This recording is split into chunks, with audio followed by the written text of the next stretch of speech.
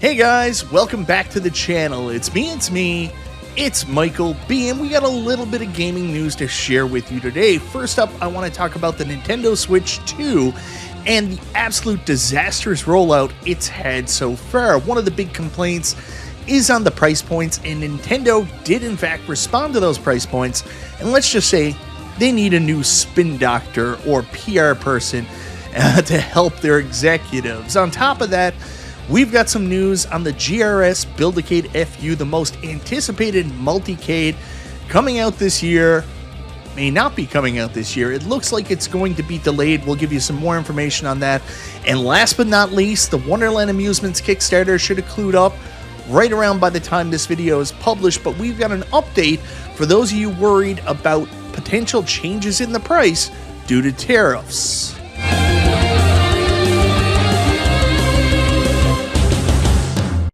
So that's right, guys. Lots of news to share with you today. Nintendo Switch, GRS Build-A-Cade, FU, and Wonderland Amusements, Alice Goes to Wonderland Pinball. All these things, unfortunately, being affected by the tariff and trade war situation right now. But before we get into that, I want to say thank you so much, everybody, for checking out the video.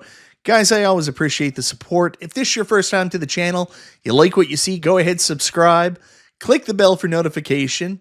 All that YouTube stuff.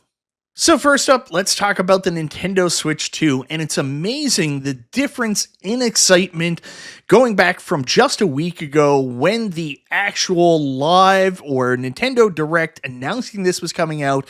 Excitement was at an all-time high, and since then, unfortunately, people have been turning away and turning their excitement into dislike of Nintendo, with people calling the company greedy, evil, all kinds of other things, when this should be such an exciting time. We're getting an update to the Nintendo Switch. Really, I call this the Switch Pro, but the Nintendo Switch 2, but it is absolutely maligned with all this negativity. And unfortunately, amidst all this pricing negativity, Nintendo's American president, Doug Bowser, you heard that right, you've got to be familiar by now, they named their president Bowser, who's the villain of the Mario series, so obviously he's a villain in real life, right? Anyways, he came out and he made some statements that were trying to justify the price of the Nintendo Switch 2 and the Nintendo Switch 2 games, and let's just say it didn't come off very well.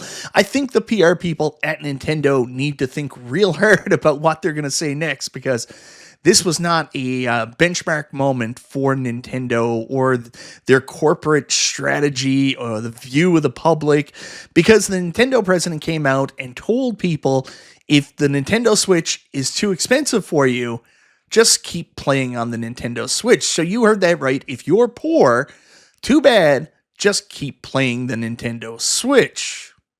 Now, that tweet I was just showing you was from a previous article from the website The Gamer. It's been updated since then, and now it's really alluding to the fact that this really reeks of Microsoft's disastrous Xbox One launch, where it told people, if you can't afford the Xbox One, just keep playing the 360. And they're really pointing to that.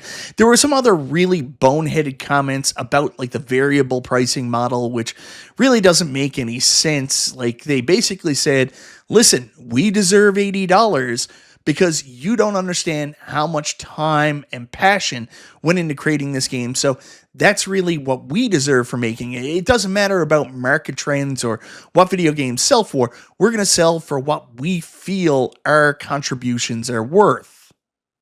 So we have all this happening at the exact same time that pre-orders have been delayed. There's rumors about prices increasing due to potential tariffs. This has not been the best launch for the Nintendo Switch 2. Has it changed my mind on whether or not I'm going to pick it up?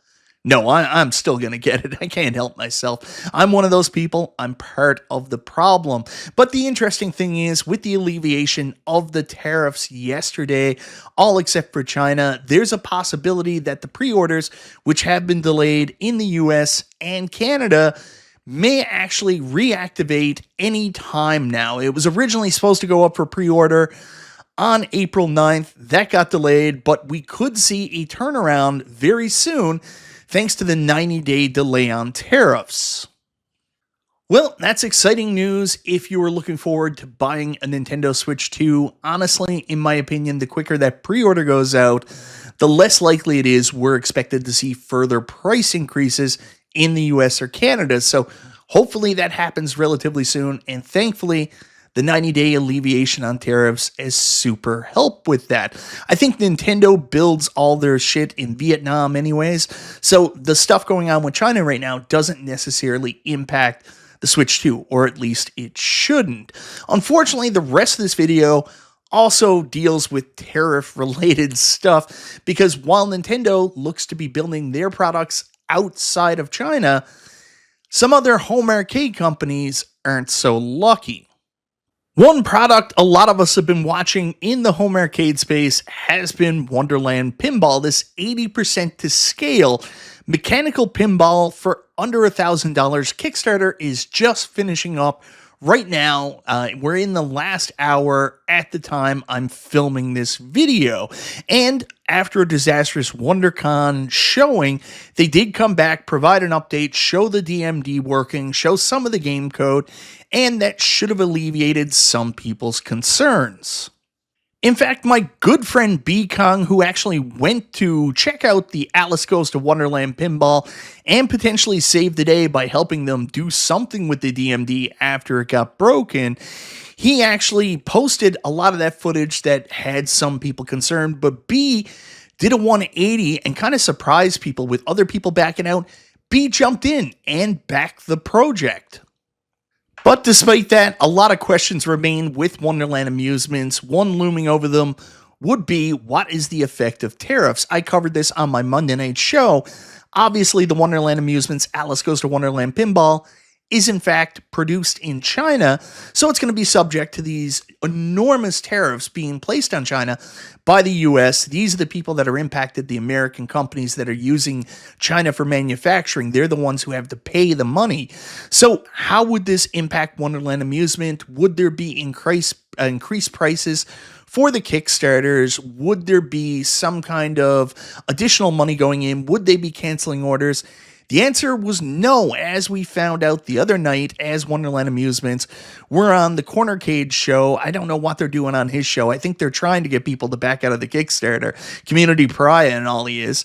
But anyways, Wonderland Amusements were on there and they dealt with the tariff situation, saying they were in fact going to eat the tariffs for the Kickstarter. So that means no orders were going to be canceled and no additional charges were going to be made to Kickstarter backers. They were just going to have to suck it up and deal with the tariffs as they are. And that's what they plan to do. So for those of you who back the project, feel safe in knowing that Wonderland Amusements are in fact going to eat whatever costs that come with these tariffs. Now, another product that a lot of us in the home arcade space are super excited for is because one of our own, Glenn Planamento, is moving into the full-size multi-K business with the GRS FU. This is a product that was announced late last year. We've been waiting patiently for the Kickstarter, and we can't wait to support Glenn on his upcoming project. Unfortunately, Glenn did provide an update a couple days ago to let people know that he wasn't protected from the current trade war and the tariff situation going on in China, and that he appreciates everybody's excitement for the Build-A-Cade FU. He knows the Kickstarter's already been delayed a great deal. However, he needed more information on what was going to happen with the tariff situation before he could move forward with the Kickstarter on the Build-A-Cade FU. Since then, with the tariffs jumping up to new astronomical levels for China, Glenn has finally provided an update. I want to share that with you here today. He posted it on his Facebook page. He also posted it in my Discord server. And if you want to join my Discord, there's a link down in the description below. But here's what Glenn said. With the current tariff situation, the FU will pause to see what is going to happen. So the Kickstarter isn't coming anytime soon, and the FU has effectively been delayed. The point of the FU is to give the hardworking gamer an unbelievable value of incredible arcade quality at an affordable price. With the current situation right now, one of the biggest reasons for making this a great value, as much as I've been trying to and succeeded for a while, but with a new 104% tariff, It's not fair to impose that on anybody.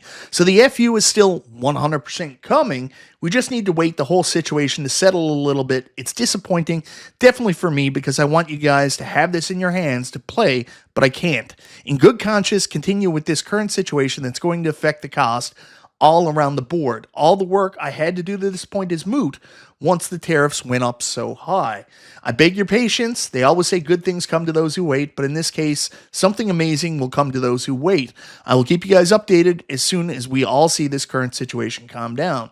The positive is we all have time, and we have a little time to make it even better. Good man, Glenn Planamento. I knew that's what he was going to do. It's a matter of waiting, and I'm sure this is what a lot of these companies are going to do. Another company Glenn works with, New Wave Toys.